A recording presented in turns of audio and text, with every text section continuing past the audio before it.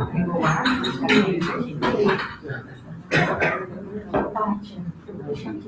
bom.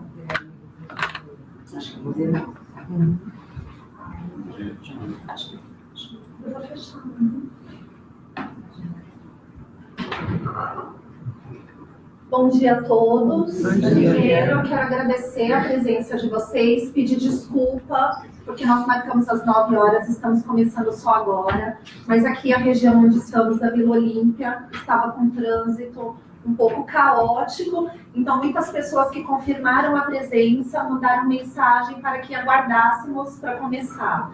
Agradecer ao pessoal que está assistindo do trabalho de casa, muito obrigada. A escolha do tema se deu devido a grandes mudanças que estamos experimentando na seara trabalhista.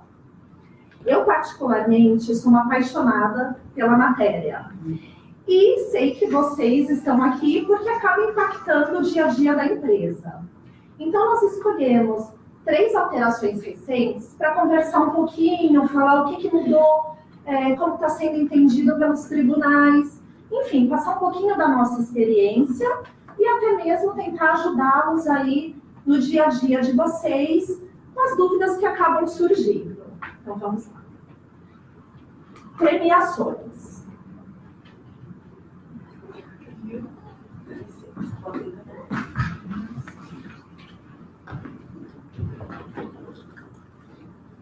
O que é a premiação? A premiação, embora não seja um conceito novo, ela somente agora foi introduzida na CLT mesmo. Antes ela não tinha na CLT, então ela não tinha ainda um regramento. E na reforma trabalhista, lá em novembro de 2017, foi inserido no artigo 457, falando que premiação são liberalidades concedidas pelo empregador ao empregado ou a um grupo de empregados. Ela pode se dar em forma de dinheiro, bens ou serviços. E ela vai estar ligada ao desempenho daquela pessoa. Por quê? Daquela pessoa ou daquele grupo. Porque a empresa vai ter as suas métricas internas para aferir se aquele empregado se destacou ou não. E ele pode usar dessa rubrica da premiação para incentivá-lo. E para o empregador acaba sendo bom também, porque é uma verba de natureza indenizatória, então não integra em férias mais 1/3, 13º e FGTS. E também não tem contribuição previdenciária, o que acaba sendo interessante para o empregado também. Gabriela, uma dúvida, para ter mais segurança, o ideal é criar uma regra, uma métrica para a luta? Chegarei lá. Aguarde. Elas podem ser habituais ou não. Então, de repente, você nota que aquele seu empregado ou aquele grupo vem se destacando. Você pode pagar mais de uma vez ao ano. 2, 3, 4, quantas você quiser. Só que, um detalhe. Quando você for pagar as premiações, você, empregador, você vai ter que ter métricas para você aferir se aquele trabalho se destacou ou não. Só que ele, empregado, você não pode fixar metas para ele, empregado. Por quê? Se você fixar metas, falar, por exemplo, você vende no mês 100 produtos. Se você vender 110, você vai ter direito à premiação. Porque aí, entende-se que está relacionado ao trabalho dele, foi estipulado uma meta para ele, e se ele superar a meta, ele ganha, então a natureza seria salarial. Inclusive, recentemente, em maio desse ano, houve uma consulta feita à Receita Federal, a COSIT, a consulta 151. Através dessa consulta, o que a Receita Federal falou? A Receita Federal falou assim, a premiação, ela tem natureza indenizatória quando o empregado é surpreendido com o recebimento daquele valor. Porque se o empregado souber que ele vai receber aquele valor, ela já perde a natureza indenizatória. Porque ele sabe que se ele vender 10 produtos a mais, por exemplo, ele vai receber aquilo. Ela tem que ser algo surpreendente. Ela tem que ser algo surpreendente. Embora esteja vinculado ao desempenho do empregado, para ele não pode estar ciente das métricas utilizadas pela empresa para efetuar o pagamento da premiação. Porque tem que ter um elemento subjetivo, incerto, não programado e isento de expectativa pelo empregado. Porque desde o momento em que você publica, olha, se você fizer isso, você receberá a premiação, já não tem esse elemento incerto. Ele sabe que se ele fizer isso, ele ganha. E não é essa a ideia. A ideia da premiação é que você estimule os empregados a performarem cada vez mais. É essa a ideia. Mas não é, ele não pode ter certeza do que ele vai receber, quando vai receber, como vai receber. Até porque você pode, de repente, não querer mais pagar.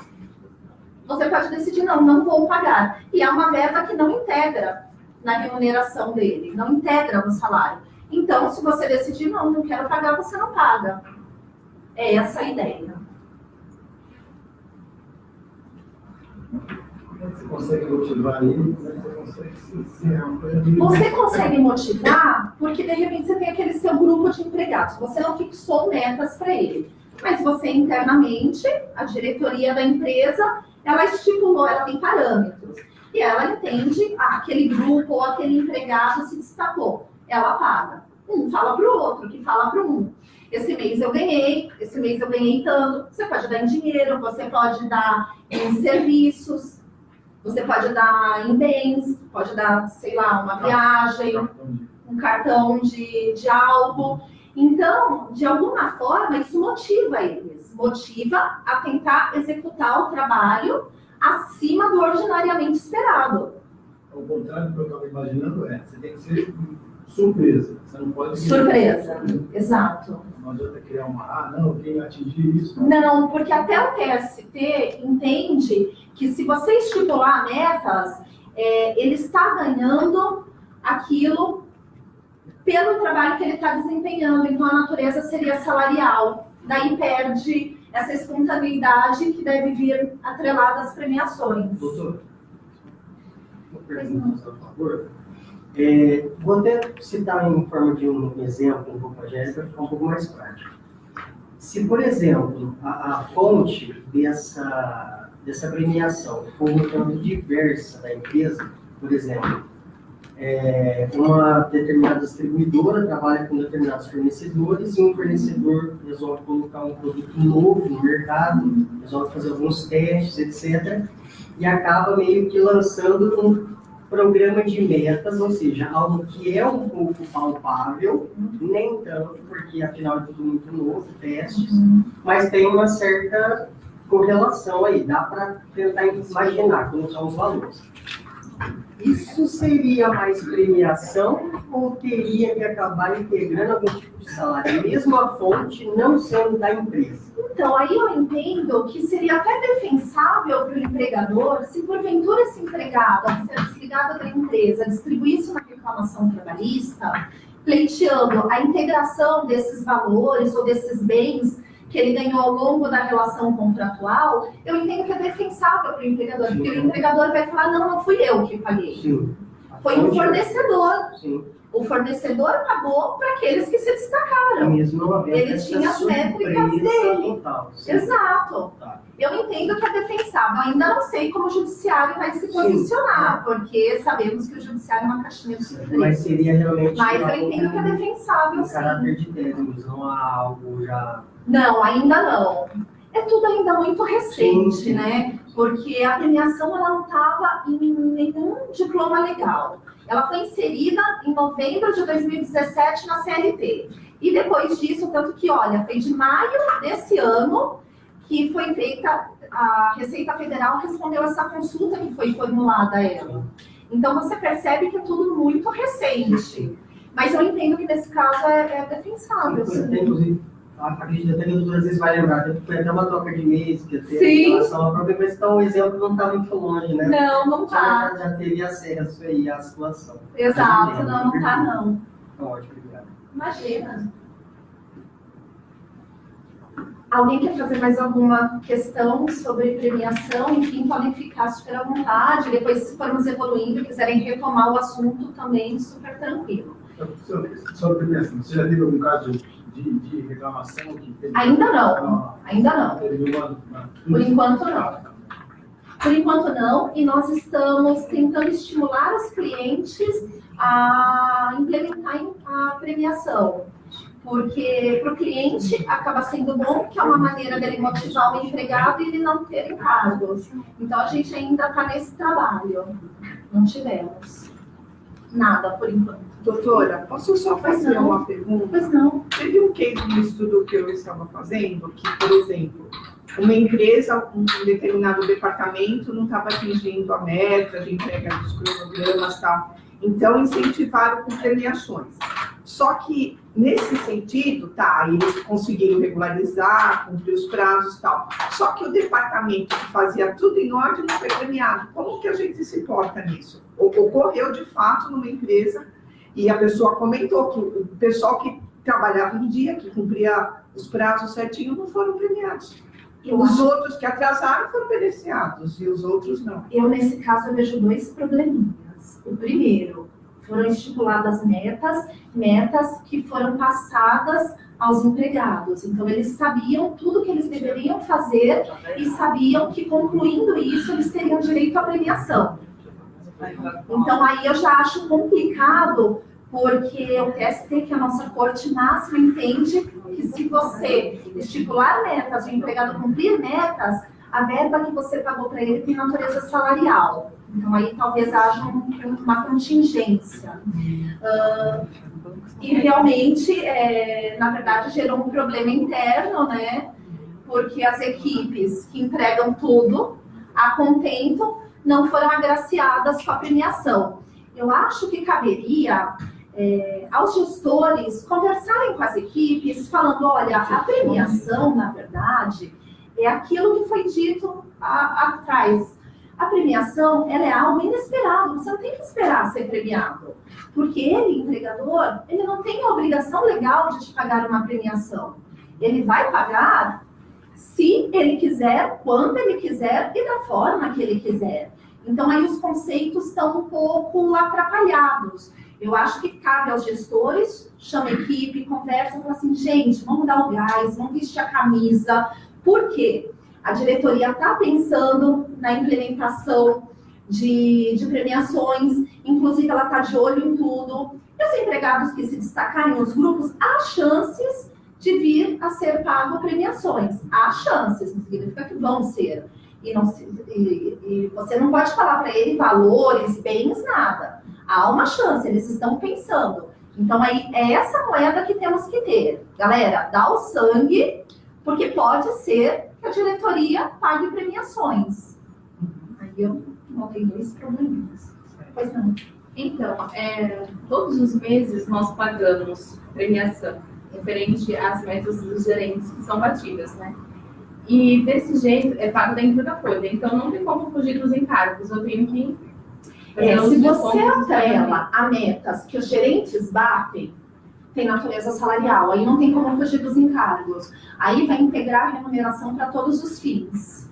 Inclusive vai ter recolhimento de contribuição previdenciária e o IR também. Só voltando no exemplo, o Ricardo citou o surgimento de um novo produto, faz uma campanha entre os vendedores e tal. Só que a negociação entre o fornecedor e a empresa é que se atingir a meta, isso é pago em produtos. E aí a empresa paga a premiação, no caso, em dinheiro. Isso tem algum vínculo, alguma coisa, ou segue o mesmo raciocínio? A empresa recebe em produtos. Entendi. Você vendeu um X, você vai ganhar 10% em mais em produto, daquele produto. Só que a empresa paga o vendedor, no caso, em espécie, em dinheiro. Existe algum problema quanto a isso? Uma premiação quanto a isso? O fato da empresa pagar em dinheiro não existe problema. Eu acho que talvez a gente fique exposto ao entendimento do tribunal quando estamos falando que a empresa, esse fornecedor, fixou metas. E daí ele deu os produtos. E você, empregador, transformou isso em dinheiro, em pecúnia. Então, eu acho que talvez fiquemos um pouco expostos nisso. Porque no exemplo que ele deu antes, o fornecedor fez lá uma campanha dele e deu os produtos para quem se destacou. Então, eu, empregador, eu não tenho nada a ver com isso. Agora, nesse caso, eu, empregador, eu estou entrando no circuito, eu estou pegando seus produtos, estou transformando em dinheiro e estou premiando. Então, eu acho que talvez haja aí uma exposição.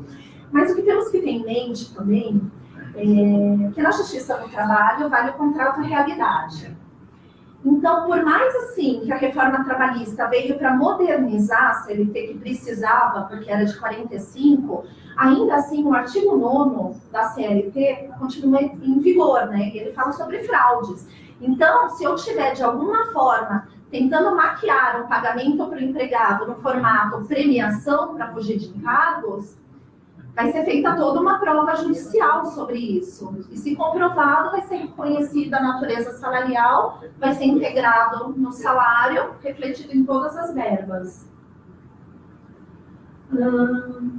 Esse ponto, o controle de ponto por exceção, nós escolhemos porque achamos muito interessante. Porque o que acontece? Está lá na CLT que eu, empregador, se eu tiver mais de 10 empregados, eu tenho por obrigação legal efetuar o controle de ponto deles. Registrar a entrada, a saída, posso até pré-assinalar o horário destinado à refeição e descanso, mas eu tenho que registrar entradas e saídas. Muito bem. Recentemente, no começo do ano, o Tribunal Superior do Trabalho chancelou um acordo feito por uma empresa no seguinte sentido: ela não fazia mais o controle de ponto dos empregados, ela só fazia o controle de ponto por exceção. O que seria isso? Você foi contratado para trabalhar das 9 às 18. Então, você vai chegar às 9, pode ter algumas variações, chega às 9h05, 8h55, mas a priori você chegaria às 9, trabalharia até às 18 e teria uma hora de refeição. Então, eu, empregador, não vou mais controlar isso. Eu só vou controlar o que for excepcional. Por exemplo, você foi ao médico, então daí é feito um controle de ponto, porque você chegou mais tarde, bem mais tarde, e aí é feito os controles. Por que o TST chancelou isso? Porque havia um acordo coletivo. Essa empresa fez um acordo com o sindicato, e o sindicato, representando os trabalhadores, chancelou. Falou assim, não, ok, eu entendo que está ok fazer esse tipo de controle. Então, o TST, como tivemos na reforma trabalhista, tentando valorizar o negociado, o TST falou assim, não, temos que dar força para as relações sindicais, temos que dar segurança jurídica e chancelou. E agora, com a MP 881, que é a MP da Liberdade Econômica, que trata de vários temas, no meio dela está falando do controle de ponto por exceção, e esse tema passou. Passou pela Câmara, passou pelo Senado. Agora está aguardando análise presidencial. Então, muito provavelmente, haverá essa possibilidade de controle de ponto por exceção, uma possibilidade legal de que a empresa faça isso. E, no formato que passou pela MP, ele não precisa mais ser atrelado a um acordo coletivo. Ele pode ser feito de forma individual com os empregados. Então, vai ser anotado apenas as exceções à jornada regular de trabalho e vai ser dispensado o controle formal de entrada. Posso perguntar? Pois não. Bom dia, desculpe pelo atraso, né? Quando você diz que pode ser uma tratativa individual e dentro de uma empresa em que a maioria está praticando de uma forma e há uma exceção que é em função dessa tratativa, isso não dá um direito adquirido para os outros, alguma coisa nesse sentido? Um direito adquirido em que sentido? Porque você fez um não está fez sujeito a uma outro. regra e o outro não. Não dá, não, porque o que acontece? Agora, desde que a reforma trabalhista começou a vigorar, tem se prestigiado muito isso. A transparência nas relações. Então, na verdade, você não está praticando favorecimentos. Não enxerguem o controle de ponto por exceção como um favorecimento. Ele não é. Ele é uma possibilidade de não seja feito o controle formal, por quê? Porque confiamos na outra parte. Os gestores estão atentos, ali as equipes deles, e tudo que fugir à normalidade será anotado. Não será utilizado para burlar pagamentos de horas extras e tudo mais. Não é essa a ideia. Porque, como eu disse, sempre estaremos, a Justiça do Trabalho sempre estará atenta às fraudes. Eu sei que a lei é posta, e daí, às vezes, né, algumas pessoas são um pouco mais empreendedoras que outras, né, dão uma flexibilizada na legislação e tal, mas isso daí terá um custo, porque poderá ser reconhecido como fraude. E eu não acho que vai gerar um direito adquirido para os outros, porque você está abrindo essa possibilidade. Quem tiver interesse vai aderir.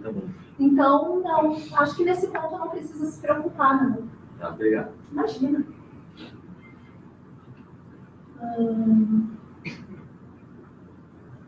Aqui como eu havia dito, ó, a reforma trabalhista, ela autorizou a prevalência do negociado sobre o legislado. Tem um artigo na CLT, atualmente, que é o 611-A. Então, justamente por isso, quando ainda estava tramitando a MP 881 pela Câmara, o TST já estava se posicionando a favor, desde que o empregador tivesse um acordo coletivo.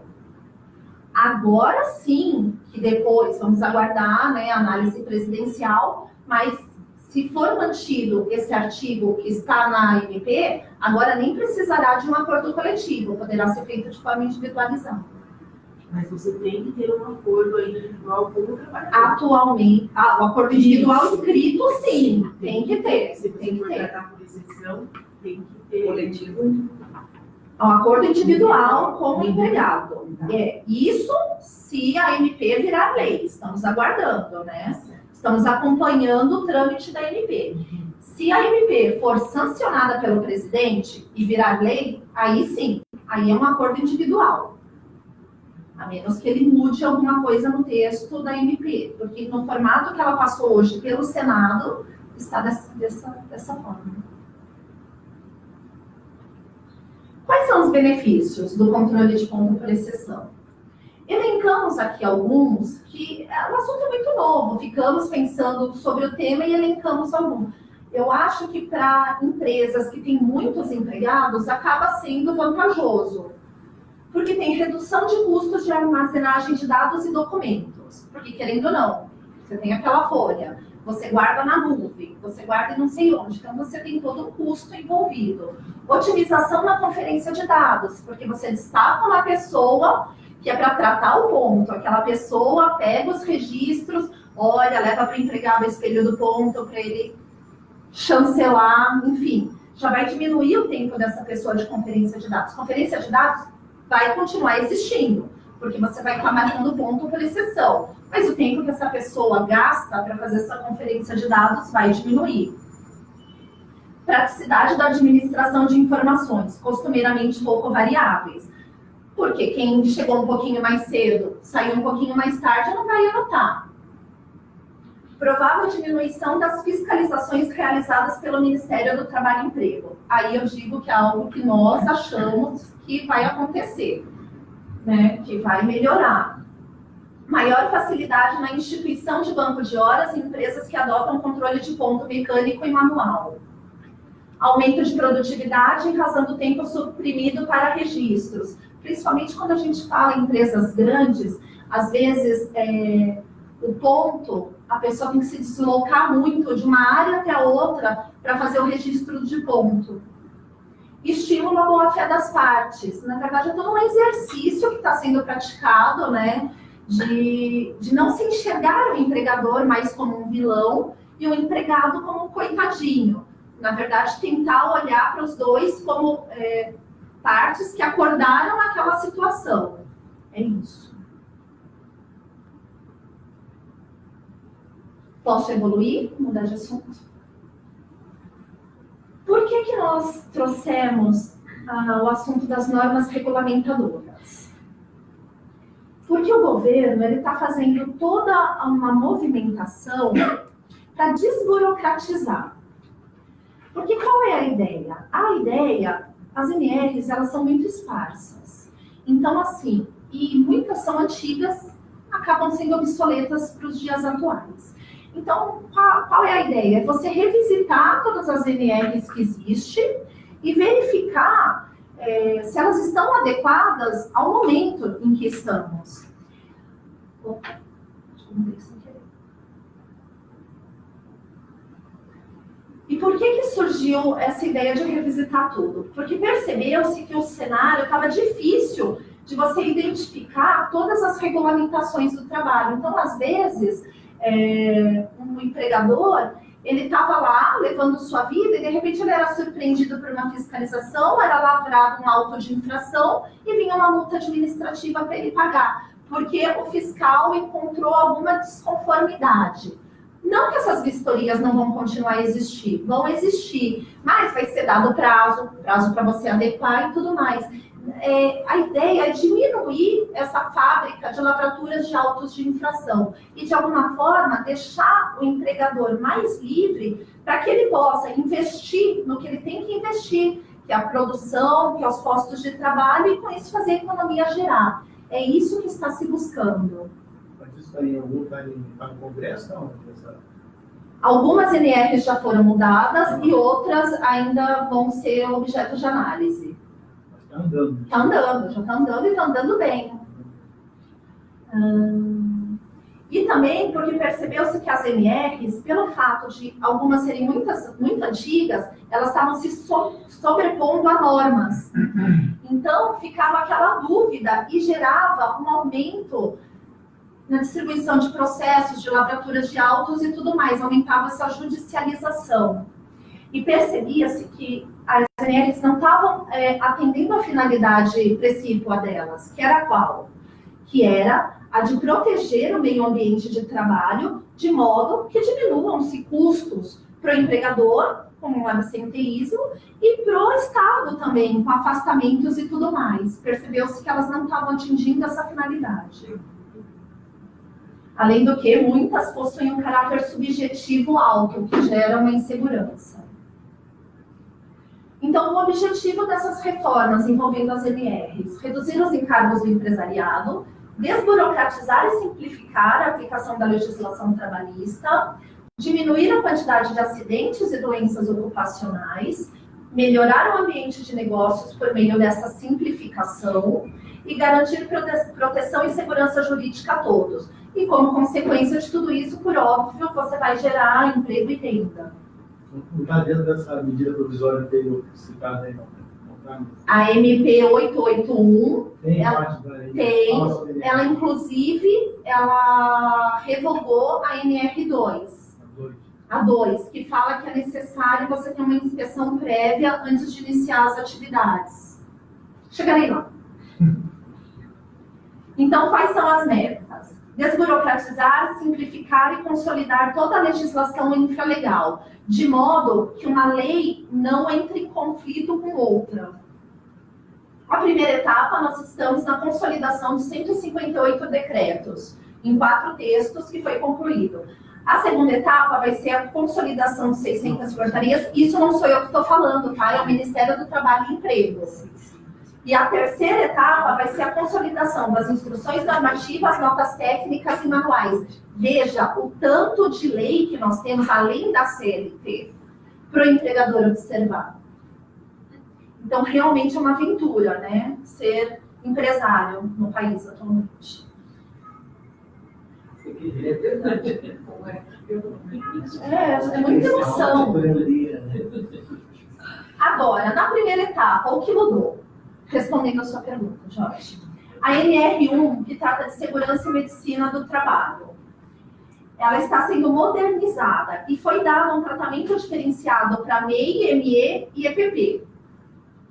Por quê? Porque da forma que estava posta, os empregadores MEI, ME e EPP tinham um custo muito alto, que dificultava muito a mantença do negócio como um todo. A NR2, essa que eu falei com você há pouco, ela foi revogada. Ela exigia uma inscrição prévia de auditores do trabalho em estabelecimentos novos. Agora não tem mais. E a NR12, por enquanto só se mexeram nessas 3. A NR12 é o calcanhar de Aquiles de todos os empregadores que têm operários, que têm fábrica e tudo mais. Porque o que a gente vê? A gente vê que independente do maquinário que você tenha, há uma série de melhorias, instalações de proteções que você tem que providenciar. Se fosse só isso, ok. Porque no fim do dia o empresariado ele sempre absorve os custos, né? Mas não é uma insegurança, porque daí um fiscal fala que você precisa de uma proteção X, o outro fala que é uma Y, e você não tem segurança de que as alterações que você está fazendo realmente vão te proteger para que não haja acidentes de trabalho e para que você não seja autuado. Então foi essa a ideia, por isso que começou-se a mexer na NR12. Estão mexendo. Já mexeram bastante e acredito que deva mexer um pouco mais ainda. Ela assegura o alinhamento do país com as normas técnicas nacionais e internacionais, flexibiliza a aplicação com mais opções técnicas, diferencia as máquinas novas das usadas para alguns requisitos, respeitando características construtivas, porque nós percebemos na prática, nós temos muitos clientes que são fábrica, enfim, que tem um maquinário. E nós, uma vez, tivemos uma inspeção e as exigências que foi feita por parte do fiscal do trabalho eram impraticáveis. Porque justamente pela característica construtiva da máquina, ela não comportava aquele mecanismo que ele insistia em falar que a empresa deveria implementar. Incorporar itens que garantam mais segurança jurídica, entre outros. Também está se olhando muito a NR12 a questão da robótica, porque hoje em dia tem muitas máquinas modernas e tudo mais.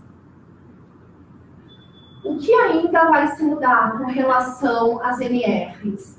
A NR3 está no radar, que é aquela que fala de medidas urgentes de embargo e interdição. A NR9, que é Programa de Prevenção de Riscos Ambientais. A 15, de Atividades e Operações Insalubres. A 17, de Trabalho em Teleatendimento e Telemarketing. A 24, de Condições Sanitárias e de Conforto nos locais de trabalho. E a 27, de Registro Profissional de Técnico de Segurança do Trabalho.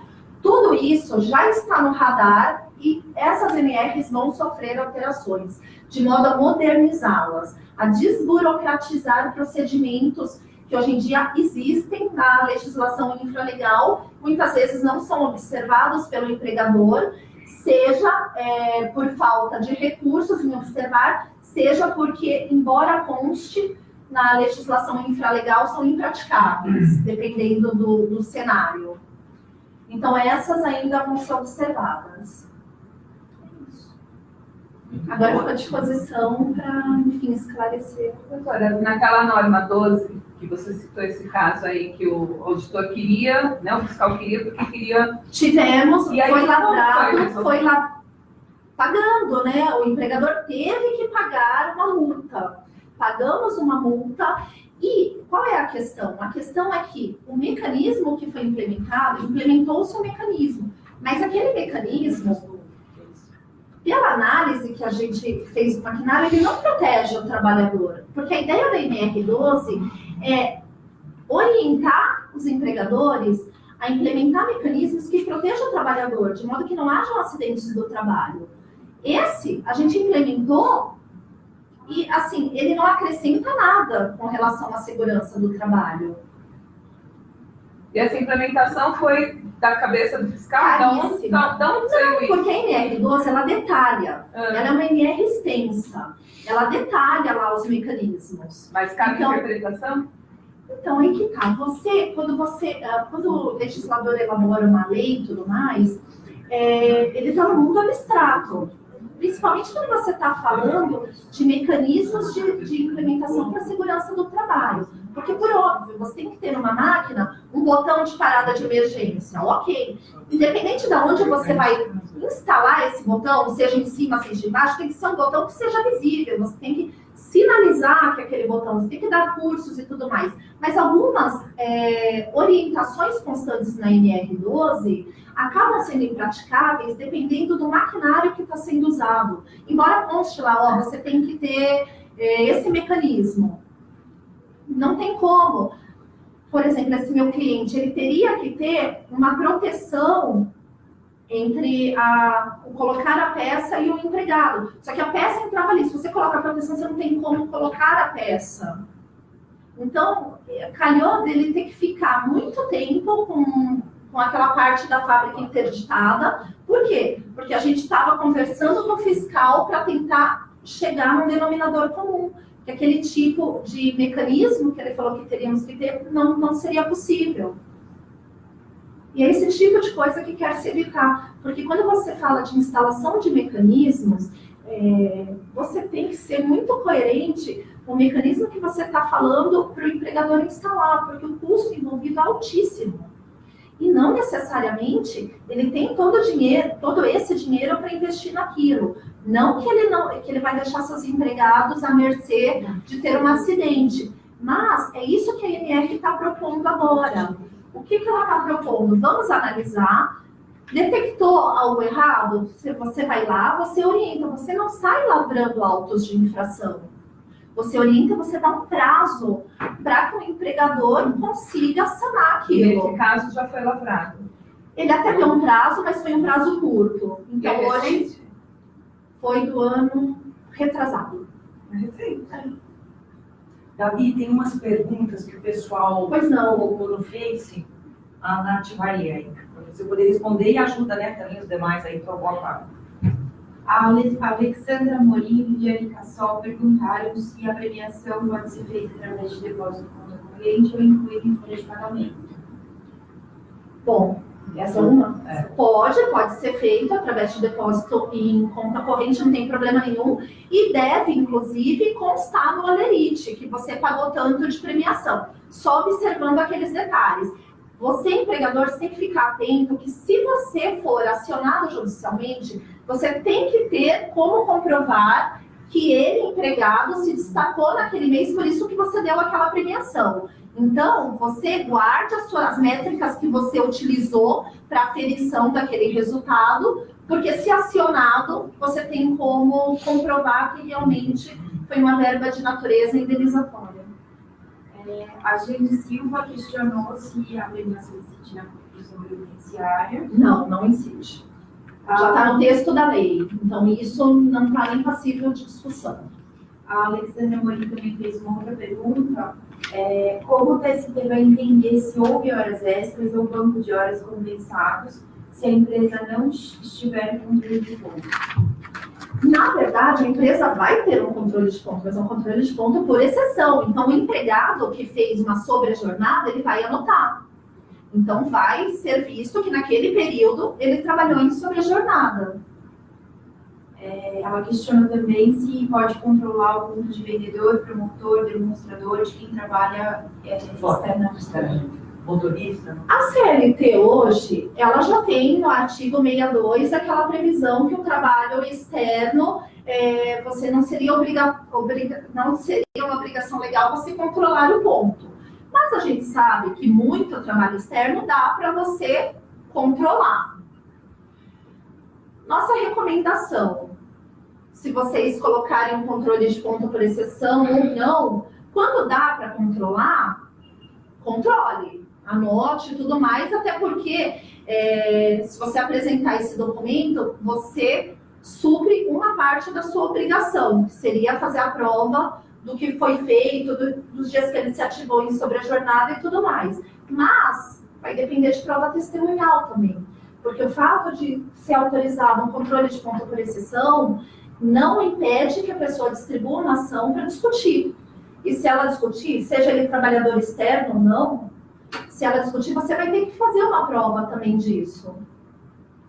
A pergunta do Thiago Silva, acho que tem bastante a ver com o que você acabou de comentar, mas só para constar, ele pergunta aqui, no caso do promotor de vendas, o tempo de deslocamento de casa para o primeiro supermercado seria entendido como tempo de trabalho, e se ele também se enquadra na regra de exceção, se esse caso também poderia ser aplicado aos casos de promotores de vendas. O controle de ponto por exceção, como eu falei, ele vai depender de um acordo individual com o empregado. O empregado concordando, você pode implementar. Desculpa, Nath, lê de novo a pergunta dele.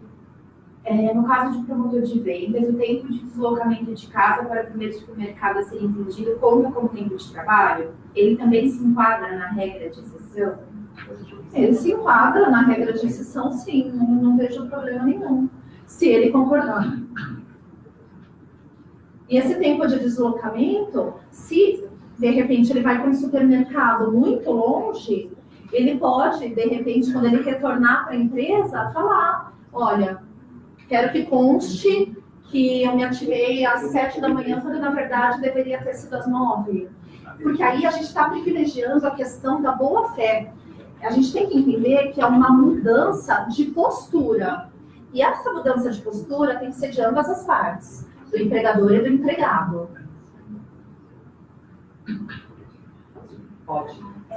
O Paulo Souza questionou se a premiação pode ser considerada como produtividade, incentivo, e se existe diferença entre comissão e premiação, e se incide DSR sobre premiação.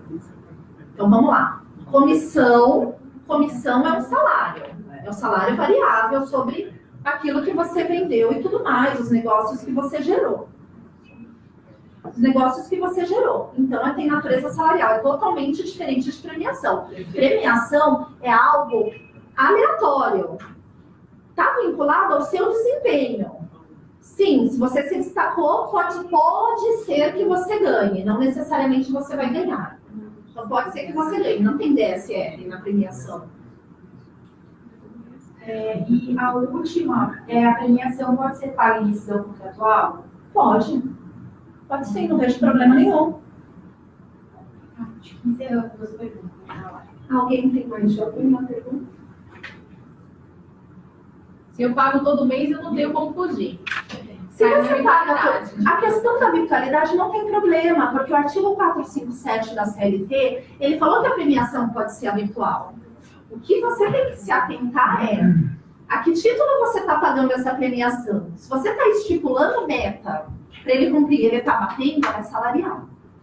Agora, se você tem lá os seus mecanismos de aferição e você nota que ele está se destacando, às vezes você tem um empregado que está estourando ou está voando, então você vai pagando a premiação para ele. E não necessariamente o mesmo valor.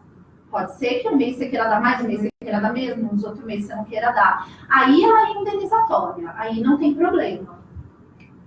Uma pergunta. Mas como que fica, por exemplo, se um PLR você trabalha também em cima de métricas? Como que? Mas o PLR é diferente. Tem o as PLR, o que acontece? Você tem as métricas relacionadas ao empregado. Certo. Mas você está atrelado a lucro ou resultado da empresa. Certo. Nesse caso, não. Nesse caso, você só está atrelado ao desempenho do empregado. Então, é diferente. E a PLR também tem outro ponto de diferença. Você implementa a PLR um ano atrás e vai rodar no ano futuro.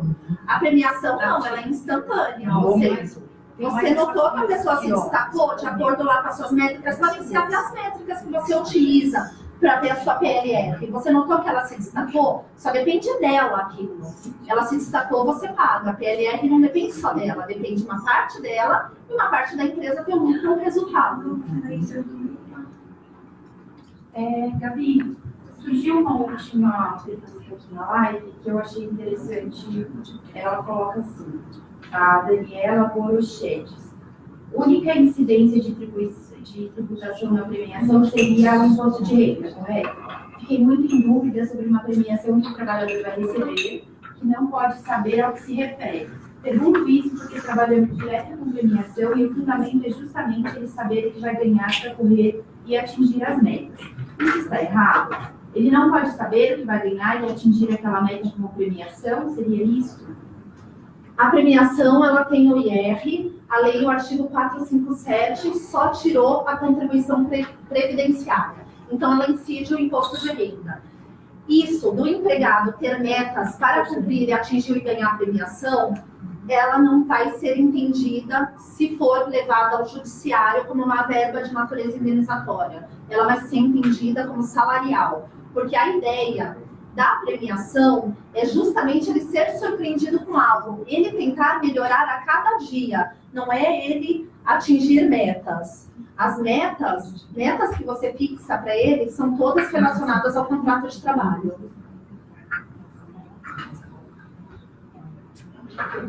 Eu acho que é isso. Alguém tem mais alguma pergunta? Essa questão do controle de campo, eu tenho direito dentro do acordo com o funcionário assinar. Hoje, Cláudia, o que acontece? Hoje, para ele valer o controle de campo por exceção, precisaria de um acordo coletivo, um acordo com a participação do sindicato. Daí o TST chancela esse tipo de acordo. Mas agora, como a INT está em trâmite, passou pelo Senado e está aguardando a análise presidencial, se o presidente nada alterar do que funciona a INT, basta um acordo individual sindical. Sim, pode. Até porque quando você propõe um acordo individual, pode ser que eu, Gabriela, gostei, quero. Mas pode ser que ela, Natália, não queira. Então, depende do aceite da outra parte. E no caso dos pontos de exceção, então, a gente continua com Tudo que for por exceção, que ele tiver anotado, você colhe a assinatura dele. É eletrônico também, né? Mas aí quando você apresenta o espelho, né? Acho que você quer dizer isso, né? É a mesma coisa que vocês fazem, é igual. Mais uma pergunta. O controle de R entre PLR não é igual da folha. Desculpa, não entendi. O controle do recolhimento do IR vai ser igual da folha. Então. O PLR tem um desconto de R diferenciado. Nesse caso da premiação é igual da folha. Da premiação não tem. Não tem. Não tem. É em cima do valor. Porque da PLR, se você pagar até 6 mil, você tem algumas diferenças, tal. A da premiação, não. Da premiação só vai ter que ser observado que tipo de prêmio você está pagando, se em dinheiro, se em bens, porque daí vai ter algumas diferenças. Então, isso que vai ter que ser observado. Exato, só tem que ser observado isso. Mais alguma pergunta? Só mais uma perguntinha. Vocês vão compartilhar isso para a gente depois do vídeo também, para passar para os demais colegas? Vamos sim. Tá. Vamos sim. E a ideia é que esse seja o primeiro de muitos outros encontros que teremos com vocês.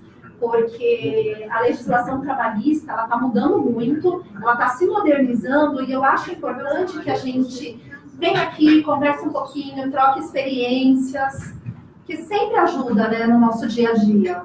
Então, a ideia é que façamos outros cafés da manhã. E se vocês quiserem até sugerir temas também, estamos aí abertos para novos encontros. É isso. Mais uma vez, muitíssimo obrigada pela presença de todos vocês. Eu sei que é difícil sair, vir para cá, reservar essas horas que passamos aqui, mas espero que eu tenha conseguido contribuir com algo. Eu me coloco à inteira disposição, tenho o meu contato para a gente conversar, enfim. Se surgirem outras dúvidas, a gente conversa e tudo mais. Estou à disposição de vocês. Muito obrigada.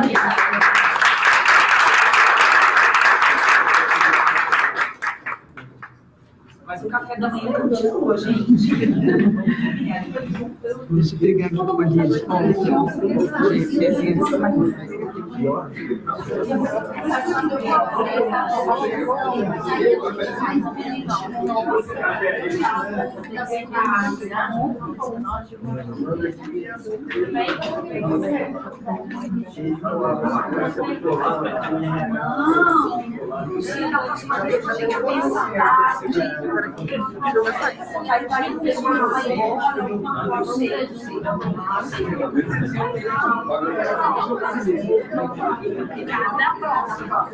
Mês que vem tem mais outros temas. A